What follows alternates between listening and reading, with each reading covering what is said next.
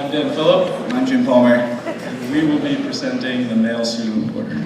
Excuse us. You know, people often start speeches like this by defining a word like character or passion straight out of the dictionary. Had we been interested in starting this speech in that manner and found ourselves in need of a dictionary, we probably could have just asked our student of the quarter. As many of you will know, he's essentially a walking dictionary. Ask him about a murmuration, he will tell you about the advanced formations flocks of birds make as they migrate south for the winter. If you ask him about the vespertide, he'll describe to you the period that lies between afternoon and morning, also known as evening. And if you ask him to describe herpellation, he will tell you you've just learned a fancy word for goosebumps. This year's first student of the quarter stands out among the rest. He flourishes in every situation, whether it be academic, athletic, or otherwise.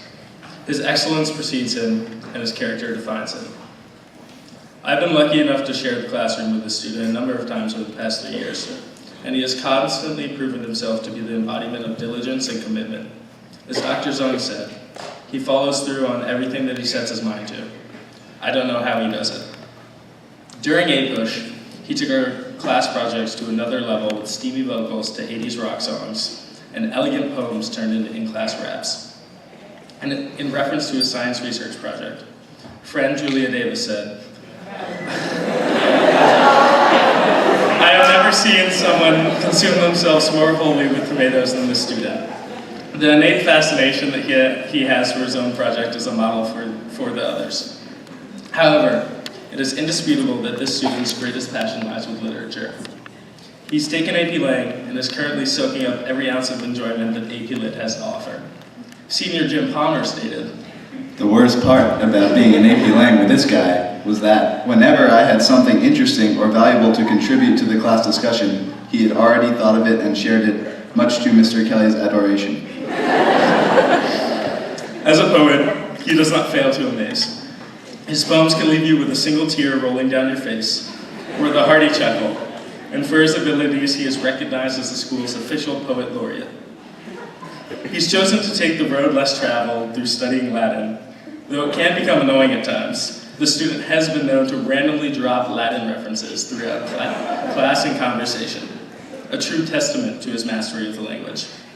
And although this student might not pick up on every single simple joke, no one can argue that he is anything less than a true scholar at heart. Of course, academics is only one of the many facets that comprise our student of the quarter. That same diligence and drive that brought him success in the classroom has also seen him rise to the forefront of Rye High School athletics. His exceptional physical condition notwithstanding, he has earned varsity letters in 3 different sports. Over the winter, he runs on the track team, a passion that is perhaps more deeply ingrained in him than any other.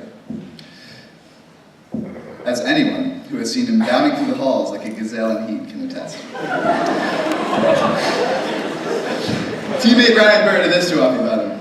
Day in and day out, he brings a certain type of determination to practice. He's always the first person out on the track to do his warm-ups and the last one to go home.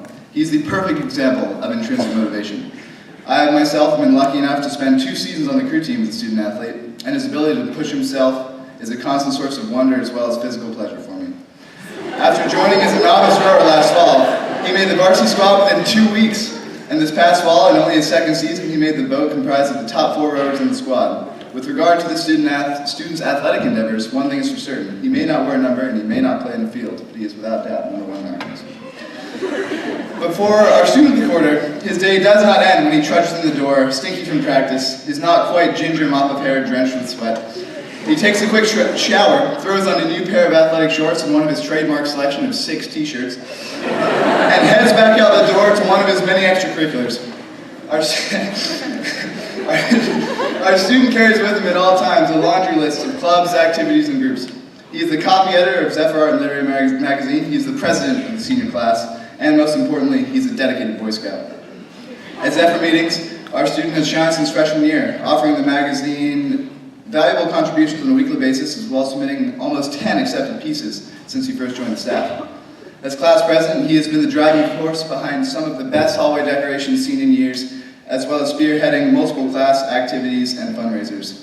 But the one activity which many would argue defines the student more than any other is his involvement in the Boy Scouts of America.